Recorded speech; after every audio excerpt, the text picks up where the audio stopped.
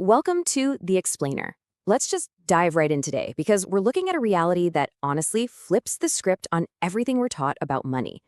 What if doing everything financially right is actually the exact trap keeping you from real wealth?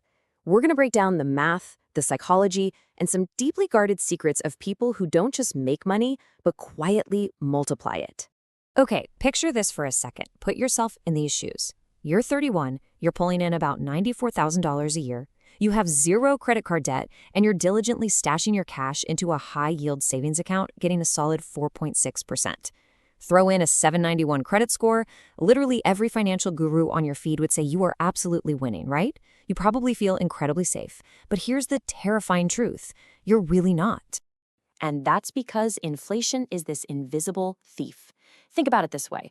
Say you put $100,000 into a savings account back in the year 2000. Assuming average bank rates, today that account would show roughly $147,000. So on paper, the number went up. You feel super responsible.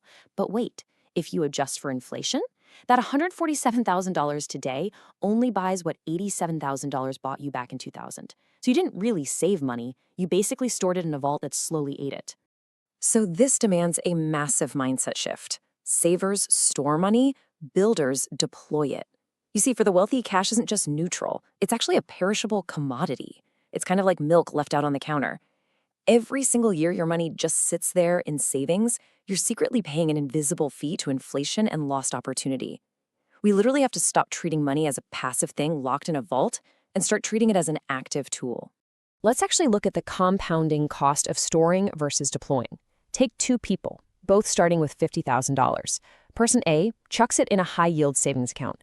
Fast forward 30 years, they've got $180,000. Not bad, right? But person B puts that exact same starting capital into an S&P 500 index fund. After 30 years, bam, $878,000. The difference isn't talent or luck or some crazy timing.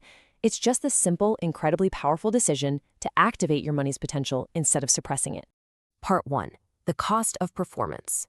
Ego versus wealth. This is such a relatable story, isn't it? You're 25, you finally land a job making real money, and boom, you immediately go out and buy a $48,000 Camaro. The payment is $947 a month, and at first, it feels amazing. People are looking at you differently, your cousin is circling it in the driveway totally jealous, you've successfully purchased social validation. But the timeline doesn't care about validation.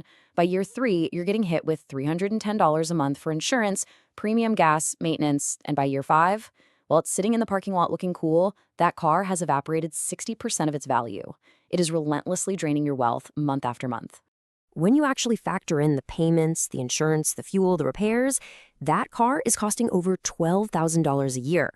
If you had taken that money and quietly deployed it into an index fund for those same 5 years, it would have compounded to a staggering $73,000 by the time you turn 30. That's not just money, folks. That's a down payment on a house. That is life-changing leverage that you essentially traded away for a depreciating piece of metal. There's a great quote from our sources: buying to express versus buying to perform. Performance costs years.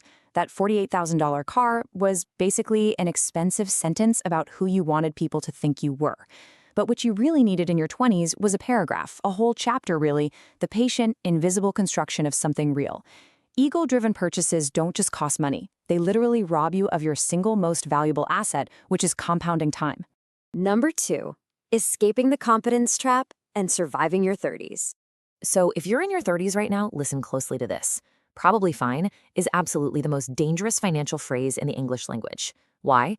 Because in your 30s, you get competent. You start getting raises. You build momentum. And honestly, momentum acts like a narcotic. Suddenly, you're dropping $1,800 a month on daycare so your toddler can finger paint in French. Or you're upgrading to that luxury apartment, buying nicer furniture. This lifestyle creep tricks incredibly smart, capable professionals into feeling totally financially invincible, all while they're simultaneously abandoning the exact saving habits that got them there in the first place. Think about the stark contrast between these two approaches. Loud, visible wealth, the brand new car, the upgraded apartment, that buys you admiration. But admiration fades fast. What builds true wealth is what's happening in the background. It's those quiet, invisible decisions you make at midnight staring at a spreadsheet. It's the automated transfer into your brokerage account. That builds respect. And respect, unlike admiration, actually compounds. To really make the invisible visible here, let's look at Path A, the builder, and Path B, the spender. They both start with the exact same salary at age 24. But look at this gap by age 40. The spender, who bought the flashy cars and upgraded their lifestyle with every single raise, sits at around a $58,000 net worth. But the builder, the one who drove a 7-year-old car, bought cash-flowing rentals, and automated their index funds, they cross $1 million in net worth by 40. A $1 million gap based purely on quiet, invisible habits. Number 3, the rules of old money and generational wealth. There's this amazing quote from a $4 water-damaged book from 1961 found at a Goodwill, and it's profound. Capital is not earned, it is preserved. I really want that to sink in for a second. True wealth treats capital like ancestral land. You don't just sell the land when there's an emergency or when you suddenly want a new car. No way. You only harvest what the land produces. And these rules are incredibly counterintuitive to what social media feeds us every day. Rule number 1, never touch the principal.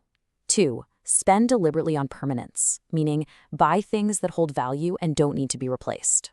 3, protect your name even more carefully than your capital, because your reputation will eventually compound on its own. And 4, remain invisible. Visible wealth just attracts taxes, pitches, and the wrong kind of attention. True financial power actually lies in keeping a very, very low profile. At the very core of these old money rules is something called deployment velocity.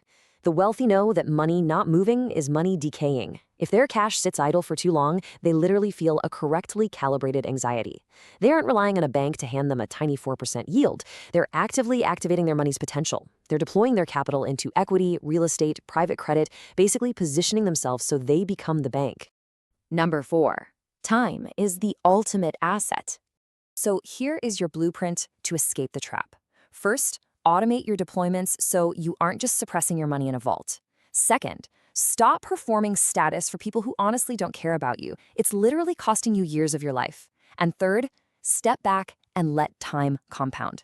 Building wealth is an unglamorous, patient construction process built entirely in the background. And here is the beautiful payoff. Our sources describe a billionaire whose net worth is so massive it's almost abstract. But what does ultimate wealth actually look like for them? It's sitting on a back terrace alone, just watching a red-tailed hawk circle the valley for 22 minutes. No notifications buzzing, no one needing anything from them, just 22 completely unbothered minutes. Ultimate wealth isn't the number in your bank account. It's the complete, unreachable freedom to spend your time exactly as you choose. So I'm going to leave you with this final thought. Take a hard look at the decisions you made this month. Look at exactly where your money is sitting right now. Are you spending your most valuable years building an expensive performance for an audience?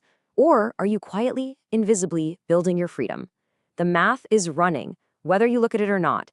The only question is, whose side do you want it to be on? Thanks so much for joining me on The Explainer, and I'll catch you next time.